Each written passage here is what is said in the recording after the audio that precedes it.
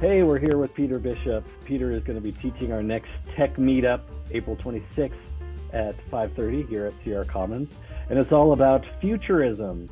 Is that the right term, Peter?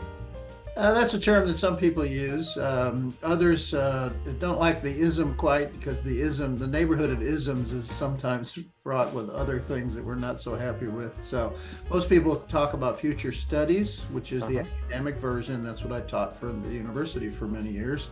And then the practical application is called foresight or strategic foresight. And that's the use of future studies in making decisions and anticipating and managing the future.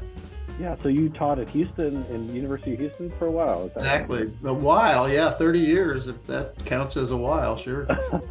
Okay, great. And so what we're going to be focusing on is how entrepreneurs, tech startups can learn about what might be happening or is likely to happen and adjust their businesses accordingly. Is that correct?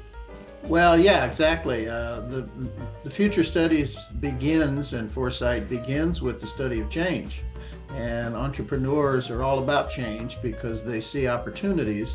And yet sometimes there are very kinds of change. And so we make a distinction between the changes we expect, and which is pretty much straight line forecasting. Economists do that, technologists do that. But then there's also the surprising and alternative futures, which is a little bit more current. The 20th century really focused a lot on extrapolation, what we call the expected future. We'll talk about that, what changes are likely to come about. But we also say, yeah, but that's not guaranteed.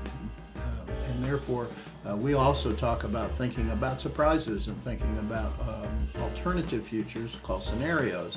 And then finally, there is the preferred future. What's the future that we really want and commit to and work to achieve, both in a business sense and in a social sense?